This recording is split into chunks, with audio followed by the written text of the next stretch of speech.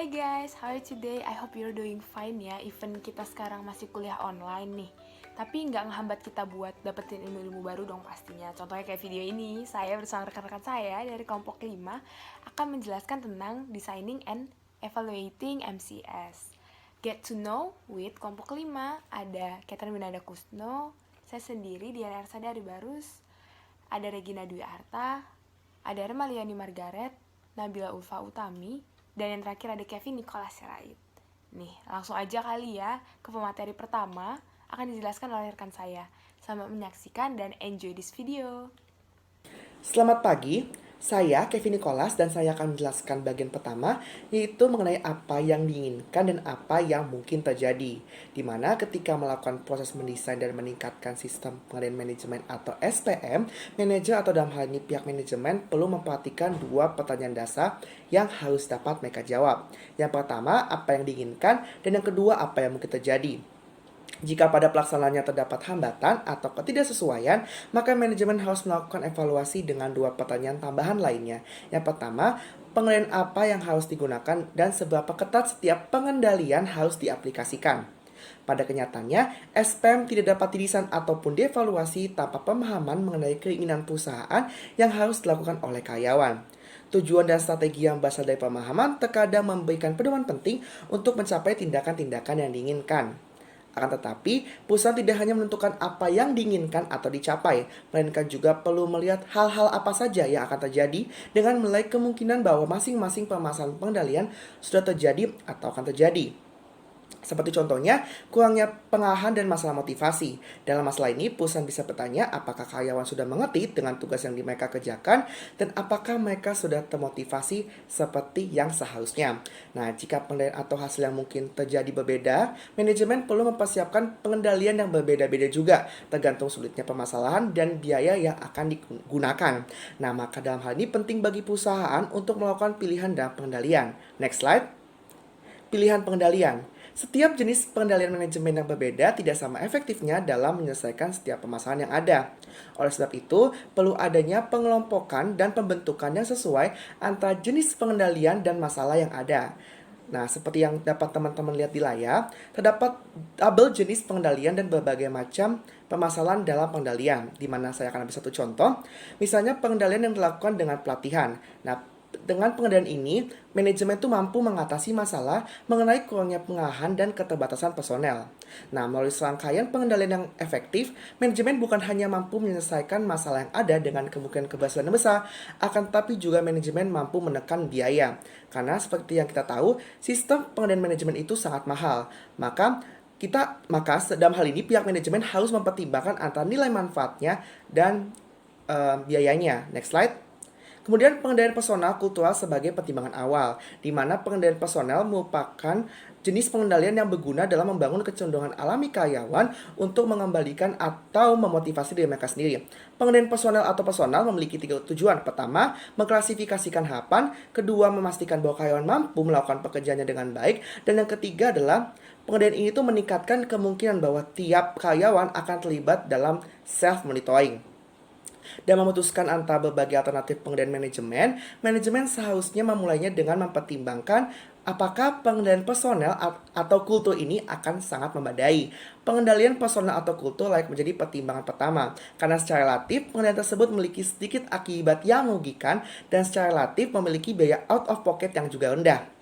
Secara keseluruhan, jarang sekali pengendalian personel atau kultur ini cukup untuk mengatasi setiap permasalahan pengendalian yang ada. Oleh sebab itu, perlu adanya tambahan pengendalian lain seperti pengendalian tindakan, hasil, atau keduanya pada pengendalian personel atau kultur ini. Demikian presentasi dari saya. Selanjutnya akan dilanjutkan oleh teman saya. Terima kasih. Baik, saya akan melanjutkan penjelasan yaitu mengenai keunggulan dan kelemahan pengendalian tindakan. Next slide.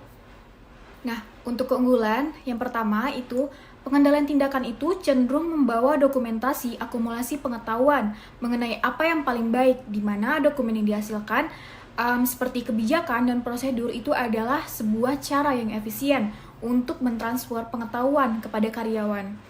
yang melakukan tindakan tersebut. Nah, selain itu, tindakan tersebut juga berlaku sebagai suatu bentuk memori keorganisasian sehingga pengetahuan itu tidak akan hilang gitu. Nah, untuk keunggulan yang selanjutnya itu pengendalian tindakan dalam bentuk kebijakan dan prosedur merupakan cara yang efisien untuk membantu koordinasi perusahaan sehingga pengendalian tersebut itu meningkatkan kemampuan mengenai prediksi suatu tindakan dan mengurangi jumlah aliran informasi antar perusahaan yang dibutuhkan untuk mencapai usaha yang terkoordinasi. Next slide. Nah, untuk selanjutnya, pengendalian tindakan ini juga merupakan elemen kunci dalam bentuk perusahaan birokratis dalam hal positif, yaitu dalam hal standarisasi dan kerutinan. Dan yang terakhir, pengendalian tindakan ini merupakan pengendalian yang paling tepat karena ketika adanya suatu keputusan yang tidak mudah dibatalkan begitu saja, maka pengendalian tindakan merupakan pilihan yang terbaik. Karena pengendalian tersebut itu berhubungan secara langsung. Oke, next slide. Oke, kita masuk ke dalam kelemahannya. Untuk yang pertama, itu adanya pembatasan kemungkinan yang sangat tegas. Jadi, pada pengetahuan mendalam mengenai tindakan, apa yang dibutuhkan hanya ada pada pekerjaan dengan kerutinan yang tinggi. Selain itu, pada pengendalian akuntabilitas tindakan terdapat kecenderungan untuk fokus pada tindakan yang kurang penting, yang telah diketahui atau telah ada dan mudah dipantau. Sehingga hal tersebut itu menyebabkan terjadinya perubahan perilaku. Dan untuk kelemahan yang kedua itu, sebagian besar pengendalian itu dapat menyebabkan kecerobohan karyawan yang terbiasa bekerja dengan seperangkat peraturan kerja yang stabil dan cenderung berhemat. Nah, kita masuk ke contohnya. Next slide. Nah, contohnya itu seperti ditemukannya kesalahan pada kecelakaan pesawat terbang, di mana pilot itu terburu-buru dalam melakukan prosedur pre-take off dan pre-landing. Jika seperti itu, maka pengendalian tindakan seringkali berperan hanya mendorong dalam pemenuhan tipe, seperti check the box dibandingkan dengan pemeriksaan dan perawatan yang lebih teliti yang dibutuhkan untuk memastikan apakah adanya pengoperasian pesawat yang gagal. Tuh, next slide. Nah, untuk kelemahan selanjutnya, pengendalian tindakan seringkali menimbulkan pengaruh negatif. Beberapa orang yang tidak suka bekerja di bawah pengendalian, khususnya orang yang lebih mandiri dan kreatif, mungkin akan lebih memilih untuk mencari pekerjaan lain yang memberikan mereka itu kesempatan untuk meraih prestasi serta aktualisasi dirinya gitu. Dan untuk kelemahan terakhir, beberapa pengendalian tindakan khususnya yang memerlukan kajian pratindakan itu memiliki biaya yang mahal. Karena kajian tersebut biasanya itu harus dilakukan oleh orang-orang yang sama kualifikasinya atau bahkan yang lebih berkualifikasi daripada orang-orang yang melakukan tindakan. Sehingga pengkaji itu harus berpengetahuan luas, memiliki waktu dan jasa yang mahal gitu. Sekian penjelasan dari saya. Untuk penjelasan selanjutnya akan dilanjutkan oleh rekan saya. Terima kasih. Baik, saya Diana akan melanjutkan presentasi dari rekan saya. Advantage and disadvantage of result control. Next slide. Advantage atau keuntungan dari result control itu ada dua. Yang pertama, adanya kelayakan. Nah, adanya kelayakan ini sangat membantu result control dalam memberikan keefektifan dalam mencari pengetahuan-pengetahuan baru. Serta ini sangat berperan besar dalam memberikan hal-hal baru kepada karyawan. Yang kedua, ada perilaku karyawan. Nah, dengan adanya result control ini juga akan membantu karyawan dalam memunculkan inovatif yang baru, pemikiran-pemikiran baru, dan kreativitas mereka yang baru lagi tanpa batas. Sehingga dapat menambah ilmu dan pengetahuan sehingga hasil yang didapatkan juga memuaskan pastinya. Next slide. Ada disadvantage atau kekurangan dari result control. Kekurangan sendiri itu ada 3. Yang pertama, ada masalah keselarasan. Nah, kenapa sih keselarasan? Ya, keselarasan ini bisa menjadi kerugian atau kekurangan karena adanya kekurangan pengetahuan dan informasi tentang hasil yang diinginkan, sehingga dapat menyebabkan miscommunication antara yang satu dengan yang satunya lagi. Nah, ketidakselarasan ini juga sangat-sangat berdampak tidak baik pada hasil nanti. Nah, yang kedua itu adalah hasil. Ini berkaitan dengan yang pertama. Kenapa sih hasil ini bisa menjadi kekurangan? Nah, karena jika ilmu yang didapatkan atau inovatif yang dihasilkan itu tidak berasal dari diri karyawan itu sendiri, maka itu tidak akan menghasilkan hasil yang baik, sama aja seperti plagiarisme.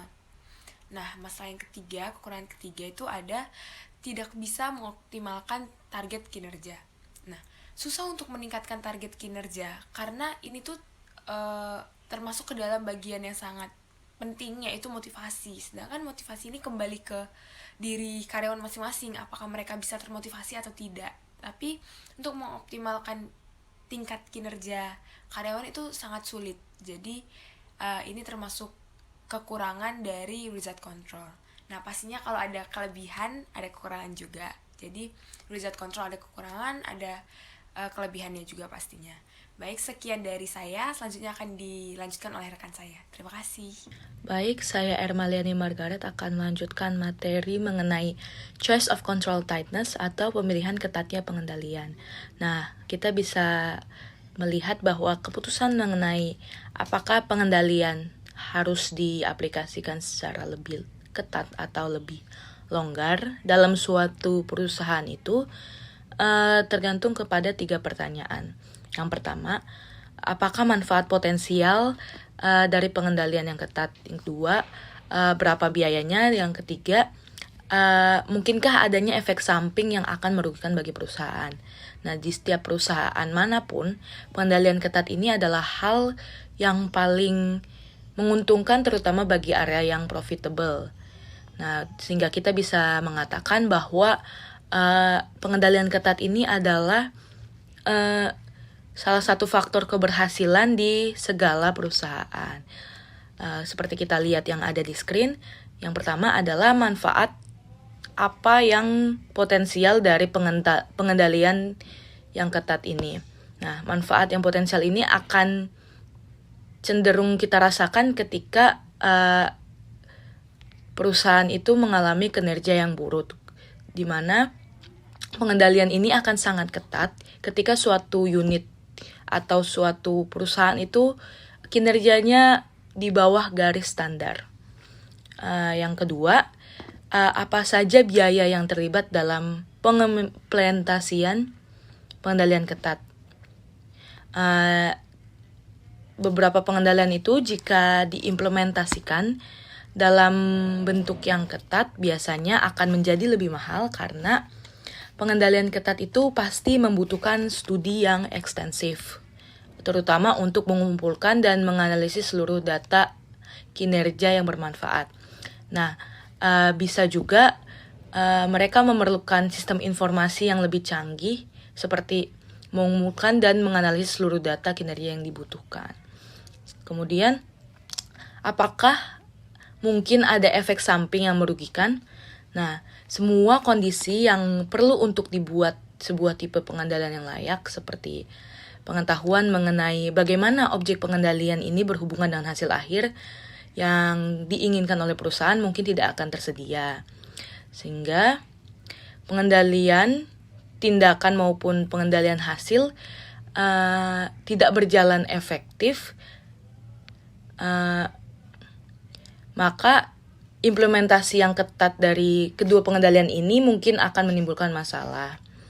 Jika terjadi masalah dalam memilih pengukuran hasil yang benar dan dalam menetapkan target yang cukup menantang, hal ini akan sedikit lebih mengalami problem, terutama dalam lingkungan yang mengalami perubahan yang sangat cepat.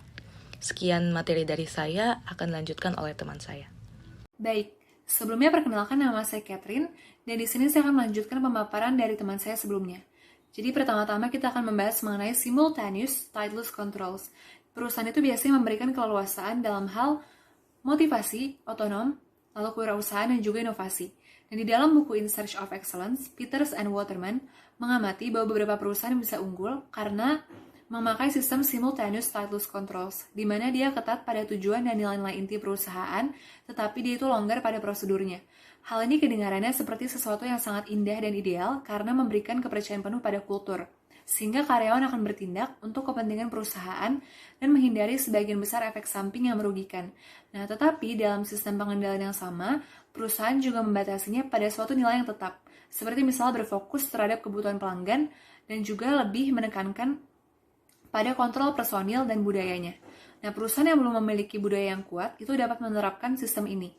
Dan hal ini dapat dicapai dengan menggunakan kontrol yang ketat pada banyak key actions atau key result yang memiliki potensi terbesar untuk berdampak pada keberhasilan suatu organisasi atau perusahaan. Nah, yang berikutnya saya akan menjelaskan mengenai adapting to change atau beradaptasi terhadap perubahan. Jadi banyak perusahaan yang menekankan pada satu bentuk pengendalian manajemen pada satu waktu tertentu. Nah, tapi mereka itu seringkali mengubah penekanan mereka dari satu bentuk ke bentuk lain, karena ada beberapa hal yaitu kebutuhan, kemampuan, dan lingkungan mereka yang terus berubah secara dinamis. Perusahaan kecil itu seringkali dapat cukup terkendali melalui kemampuan pengawasan pemimpin mereka yang mengembangkan para karyawan yang loyal, lalu sentralisasi sebagian besar keputusan kunci, dan juga melibatkan diri mereka secara personal dalam kajian yang detail mengenai anggaran belanja dan juga pengeluaran perusahaan. Namun, seiring berkembangnya perusahaan, bentuk pengendalian personel atau kultur dan suatu tindakan itu mungkin harus diganti atau ditambah dengan bentuk pengendalian yang lain.